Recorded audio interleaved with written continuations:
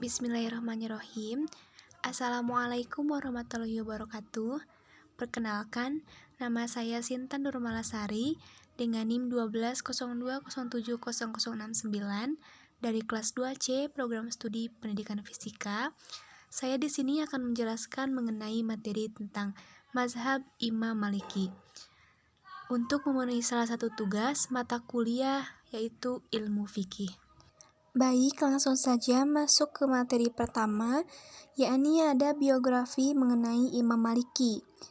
Imam Maliki memiliki nama lengkap yakni Malik bin Anas bin Malik bin Abi Amir al-Ashbahi al-Himyari yang biasa dipanggil dengan istilah Abu Abdullah. Nah, Imam Malik ini dilahirkan di Madinah pada tahun 93 Hijriah. Tepatnya 13 tahun sesudah kelahiran Abu Hanifah dan di zaman pemerintahan Al-Walid bin Abdul Malik Al-Umawi.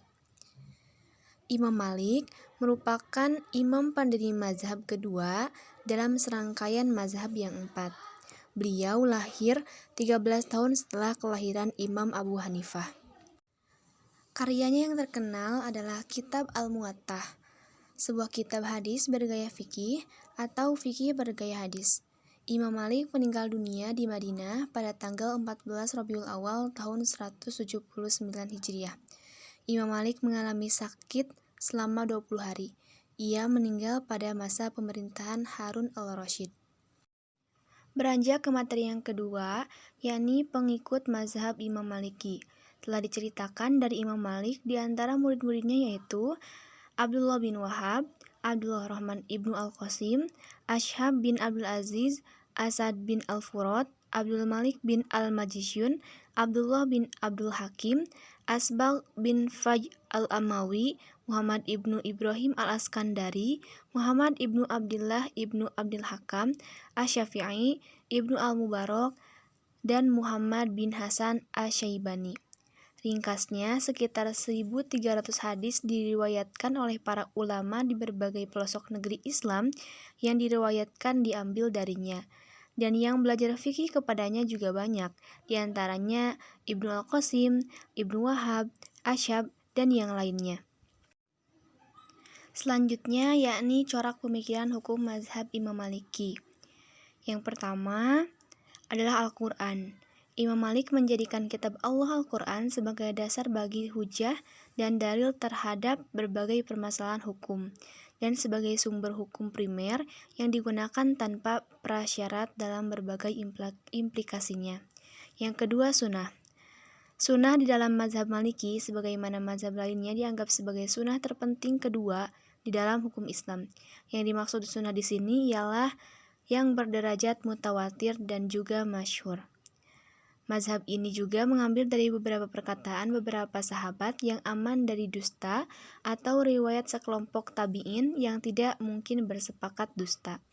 Yang ketiga adalah amal penduduk Madinah. Imam Malik menyebutkan bahwa praktek ahli Madinah sebagai sumber hukum merupakan tradisi penduduk Madinah yang dianggap sangat dekat dengan masa Rasulullah SAW. Hanya saja, sebagian pemerhati hukum Islam menilai bahwa legitimasi ini dikarenakan Imam Malik tidak pernah keluar dari Madinah, sehingga otoritas hukum Islam sangat terbatas dengan penduduk Madinah. Kemudian yang keempat adalah fatwa sahabat. Imam Malik menganggap fatwa sahabat di sini sebagai perkataan yang wajib diamalkan. Karena itu, terdapat riwayat yang mengenainya bahwa ia mengamalkan fatwa sebagai sahabat dalam manasik haji dan meninggalkan amalan yang disandarkan pada Nabi Muhammad SAW dengan asumsi bahwa apa yang dilakukan sahabat itu tidak sebagaimana anjuran Nabi Muhammad SAW dan juga manasik. Itu tidak mungkin diketahui melainkan melalui jalan yang nak. Kemudian yang kelima adalah qiyas, maslahah mursalah, dan istihsan. Ringkasnya ialah bahwa Imam Malik menggunakan hukum maslahah bila tidak terdapat nas Al-Quran atau sunnah Nabi Muhammad SAW yang menjelaskan perkara yang dimaksud. Karena pada prinsipnya keberadaan syariat Islam ialah demi kemaslahatan manusia. Seluruh nasara tidak dilakukan lagi berkenaan dengan maslahat. Oleh karena itu, bila tidak terdapat nas mengenai suatu hal, maka hukum maslahat yang benar dan sesuai dengan maksud-maksud syara adalah syariat Allah juga. Yang keenam adalah al-zaroi. Masalah al-zaroi ini terdapat banyak dalam masalah furu'iyah, yang sasarannya ialah bahwa sesuatu yang mengarah kepada yang haram, maka menjadi haram. Sesuatu yang mengarah kepada yang halal, maka menjadi halal. Demikian, sesuatu yang mengarah pada maslahat, maka dianjurkan dan dituntut. Dan sesuatu yang mengarah kepada mafsadat adalah haram.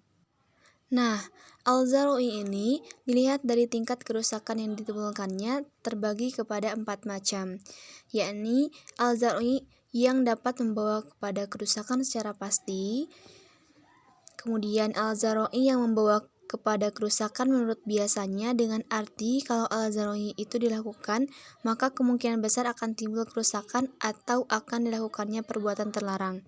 Kemudian al-zaroi yang membawa kepada perbuatan terlarang menurut kebanyakannya. Yang terakhir, al-zaroi yang jarang sekali membawa kepada kerusakan atau perbuatan terlarang. Dalam hal ini, seandainya perbuatan itu dilakukan, belum tentu akan menimbulkan kerusakan. Nah, selanjutnya ada karakteristik mazhab Imam Maliki. Karakteristik dalam mazhab Imam Maliki sendiri dapat dilihat dari 2 aspek, yaitu aspek metodologi fikih atau usul al-fiqh dan aspek substansi fikih atau al-fiqh. Yang pertama yakni aspek metodologi atau usul al-fiqh. Yakni yang pertama, ciri-cirinya memiliki masdar yang banyak, keragaman usul dan masdar, keluasan dalam istidlal dan istimbat usul yang disepakati, kemudian kaidah mengenai takwil dalam takhrij al-furu' al-usul, kemudian melakukan istimbat dalam masalah kaidah-kaidah usul dan yang sebagainya yang terdapat dalam masalah furu', kemudian menjelaskan arahan, takhrij, menjelaskan martabat al-mukharij dalam martabat fuqaha dan mujtahidin, kondisi-kondisinya dan juga karakteristiknya. Kemudian menjelaskan kondisi-kondisi yang mesti dipelihara di dalam melakukan takhrij. Kemudian menjelaskan hukum yang disandarkan pada hukum-hukum yang ditakhrij kepada mazhab atau kepada imam mazhab. Selanjutnya menjelaskan tentang kaidah takhrij di antara hukum-hukum yang ditakhrij di antaranya dan di antara yang lainnya, seperti hukum-hukum yang terdapat dalam mazhab lain. Kemudian menjelaskan hukum memberikan fatwa dalam hukum-hukum yang ditakhrij dan pengalamannya. Kemudian menjelaskan karya-karya yang dihimpun oleh hukum-hukum yang ditakhrij dalam madhab. Dan yang terakhir menjelaskan cara praktis dan takhrij. Kemudian karakteristik mazhab Imam Maliki dapat dilihat dari aspek substansi fikih, diantaranya yakni yang pertama elastisitas dan toleransi terhadap mazhab lainnya dan syariat samawi sebelumnya yang terlihat.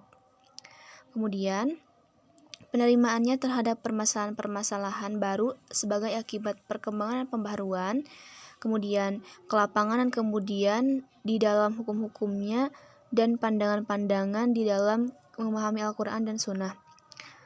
Selanjutnya, keseimbangan dan keadilan di dalam hukum-hukumnya dan keberadaannya di dalam usul dan furu' ialah tidak berlebihan untuk memudahkan atau menyulitkan.